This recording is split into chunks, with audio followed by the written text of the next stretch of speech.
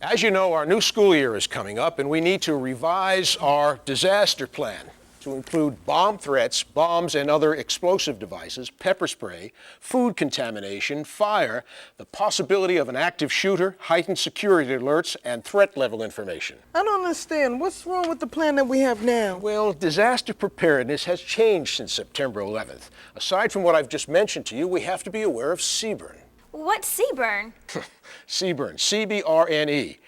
That stands for chemical, biological, radiological, nuclear, and explosive weapons. Explosive weapons? Oh, come on, guys. I can see pepper spray, but nobody's gonna actually walk through our school with an atomic bomb.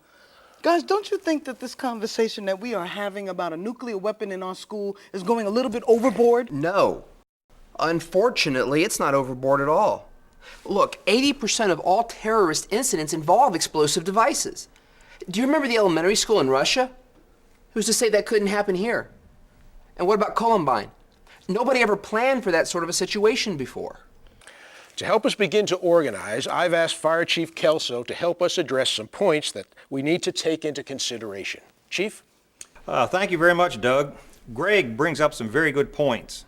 We live in a frighteningly different world now than we did a decade ago. The purpose of the plan is to address that time frame between when the event happens on this campus, and someday it will happen on this campus, and the time we, the emergency responders, police, fire, and EMS, show up. The plan will have two really major components. The procedures. You have procedures now for fire drills. You have procedures for sick people coming to school. These procedures will be extended. The second part of the plan will be the Incident Command System. ICS is what we call it. This particular system, the ICS system, allows us to have command, control, and communication during an incident. Communications during an incident. You know, this command and control thing you're talking about sounds very complicated. It does now, but with a little practice, it gets a lot simpler.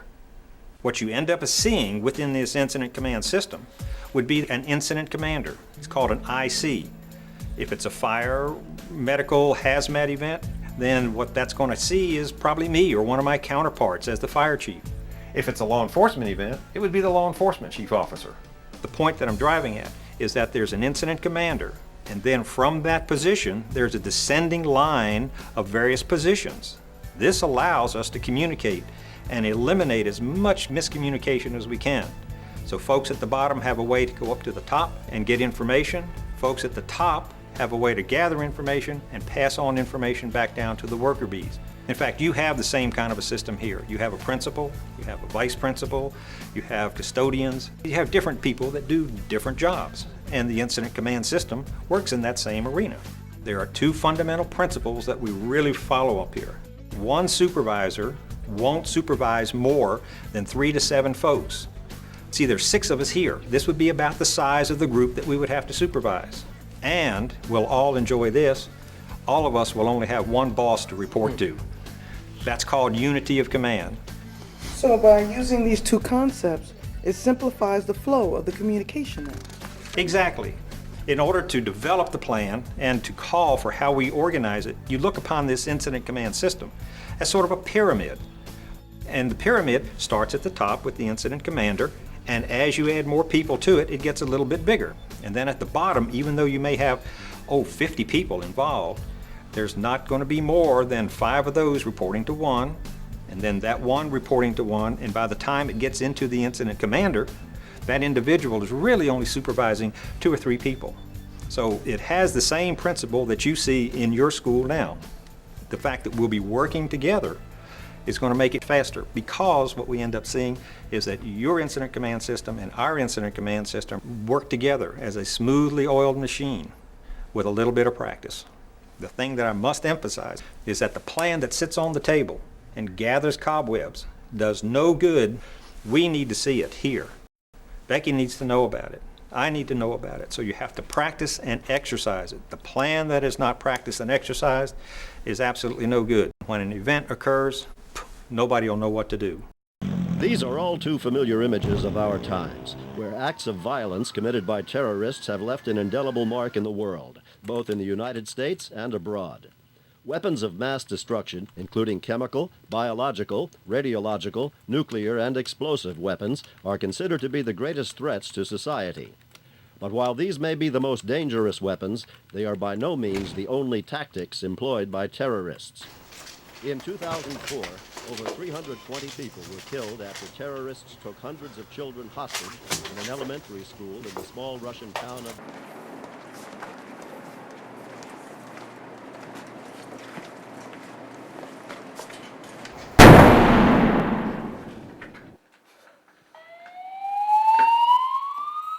There's been an explosion. Something blew up in B Hall.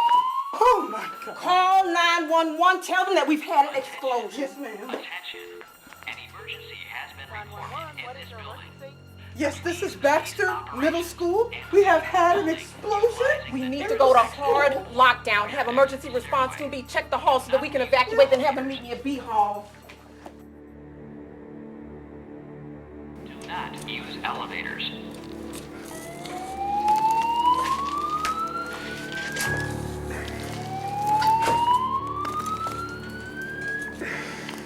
Attention. Attention. An emergency has been reported. Okay, we are going to hard lockdown according to our emergency plan. Assistant Principal Jones is in charge, and he will be the person that will be able to meet the police in the parking lot. Attention, everyone. We're now in hard lockdown. Please disregard the fire alarm and return to your classrooms immediately. Teachers, keep your doors locked. Move your students from the windows to the reinforced wall.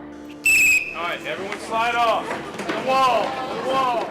Emergency Response Team A and Campus Police begin securing the emergency assembly area. Emergency Response Team B, report to the office.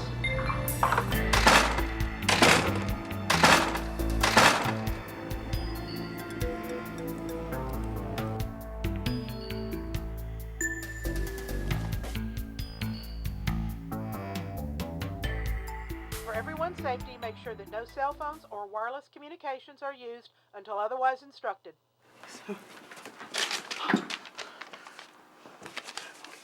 Got it, thank you.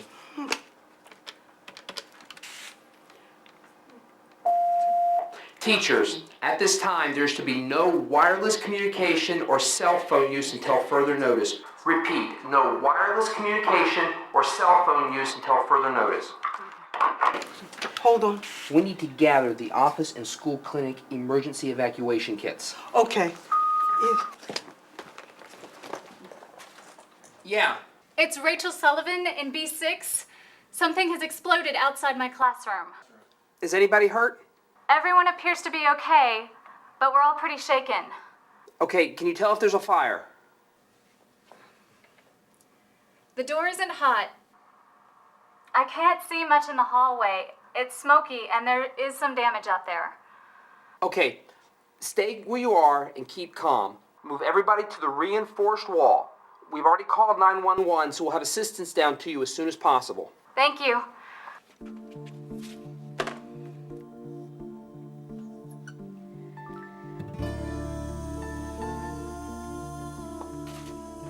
All right, let's all move back here to the corner.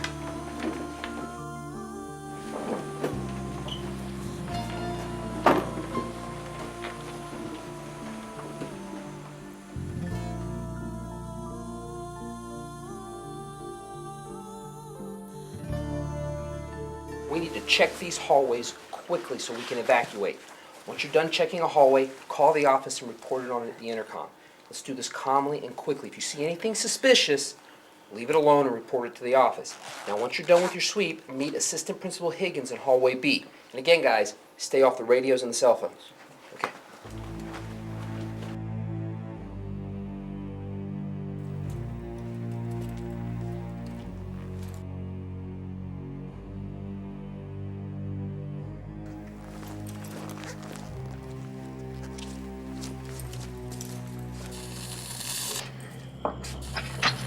Are you okay? Can you tell me where it hurts? My head. Does it hurt anywhere else? In my ears. Does anything else hurt? No. I'll be right back, okay? Okay.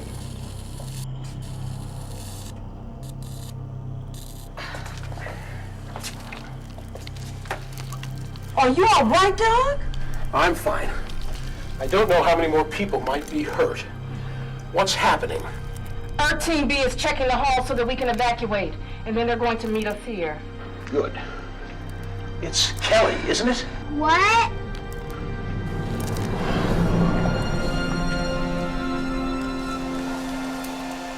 Hey, look, don't touch. First aid kit, Student rosters, I got it. student meds, building floor plan, Right here. parent slips. master keys. God, is that it? That's it. All right. Main office? The cafeteria wing is clear. Okay, thank you. Becky, will you please page Carl to the office? Yes, sir. Thank you. Carl, could you please come to the main office? Carl, could you please come to the main office? Superintendent's office. This is Greg Jones at Baxter Middle School. We've had an explosion inside the building. Greg, what happened? Well, we're currently in hard lockdown. We've alerted 911 and our in-school ERT teams are checking the hallway so we can evacuate. Has anyone been injured? I don't know. Principal Roberts was somewhere in the building when the explosion occurred and he hasn't checked back in with us yet. Also, we've got a classroom of students who are trapped. Well, go ahead and continue with your plan. We'll get things started here. All right, thank you, sir. And Greg, Yes, sir. good luck out there, okay? Thank you, sir. Yes, sir. I need to have my staff in my office right away, please.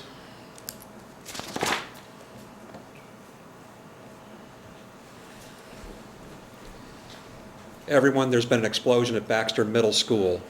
Now, whatever you're working on, go ahead and drop it. We need to go ahead and get our plan in action now. Harris, what I want you to do is I want you to go ahead and get all the schools in the county on soft lockdown. Do that immediately. Jessica, what are the numbers at Baxter? I think it's about 600 people. We'll need to go ahead and get about 8 to 10 buses out there so we can get the students and the staff off the facility, and which means we're going to have to open up the Civic Center, and we'll start family reunification out there. Amanda, go ahead and get in touch with the PIO and go ahead and get an announcement made. On second thought, go ahead and have her go down to the facility, make the announcement there to the media. The PIO? The Public Information Officer? Right. Okay, people, let's make this thing happen.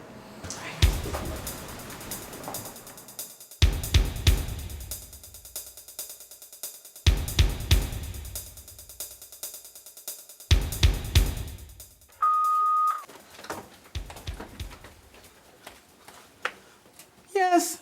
All the hallways surrounding the gymnasium are clear, as are the locker rooms. Okay, thank you. Yes. Hallway D is clear. Okay, thank you. All the hallways are clear except for B hall. Okay, good. Carl, you got your keys? Yes, sir. All right, I want you to stay with us. We've checked athletic field. It's clear. Thank you.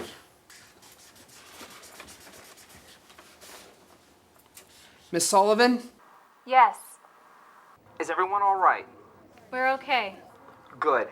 We're going to clear the building now, but I want you and your students to stay where you are. We're going to send fire and police units down to you to get you out. All right, thank you. Can I have everyone's attention? At this time, we're going to evacuate the building in a calm and orderly manner. Students are to leave their book bags and purses at their desks, and cell phones are not to be utilized until further notice. Teachers, B Hall is not to be used as an evacuation route. Repeat, B Hall is not to be used as an evacuation route. Everyone in the building is to report to their designated assembly areas at the athletic field. Again, everyone is to report to their designated assembly areas at the athletic field in a calm and orderly manner, but B Hall is not to be utilized at this time. All right, we're going to evacuate the building. Leave your book bags and your purses and don't touch anything. Come on.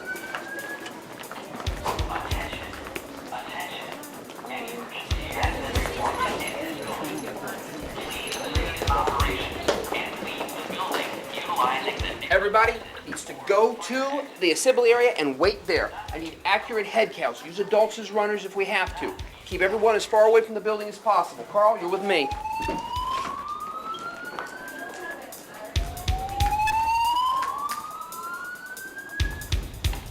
Attention. Attention.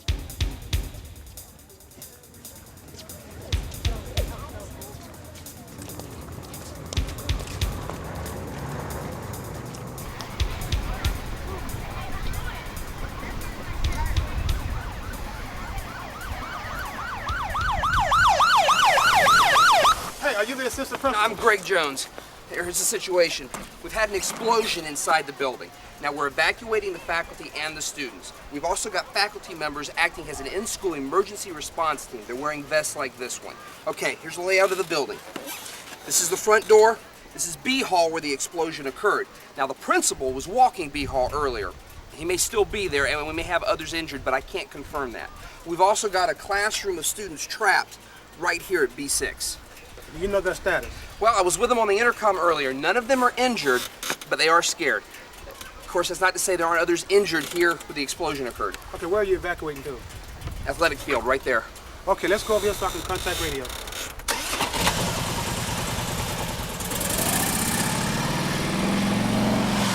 Okay, people, we've got to get organized, so listen up. We're going to be grouping everybody by grade and by class. I'm going to need the 6th graders over here to my left. I'm going to need the 7th graders in the middle. I'm going to need the 8th graders to my right. Stay with the class you were just in. And teachers, if you notice any students using a cell phone, confiscate them immediately. Okay, let's move. 3311, the radio. 3311. 3311, be advised, there's been an explosion inside Baxter Middle School. The administration is currently evacuating the building. There's one classroom with a undetermined amount trapped and injured. Be advised, responding units need to block off Kingston-Baxter intersection and the Peppermill-Baxter intersection. Received.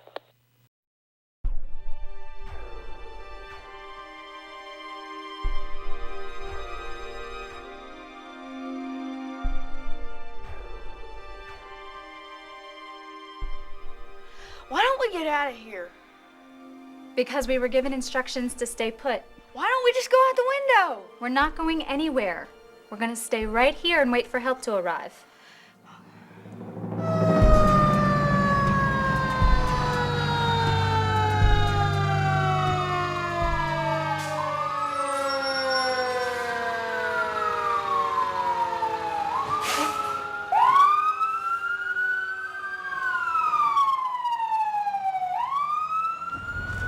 Car 510 is on the scene at Baxter Middle School. There's no smoke at this time. We'll be joining Baxter Middle School Command on Baxter Road. Pull me a second alarm. Have all units stage at Grady Stadium. Lieutenant, what do we have here? An explosion, a device that possibly went off inside the building. Right now we've got a classroom full of kids trapped, and there are presumably others inside the affected area. Can you show him what you showed me? Okay, the explosion occurred here in this hallway. B6 is the trapped classroom. Now, last I knew there was still an in-school ERT team, but we've evacuated everybody else to the athletic field.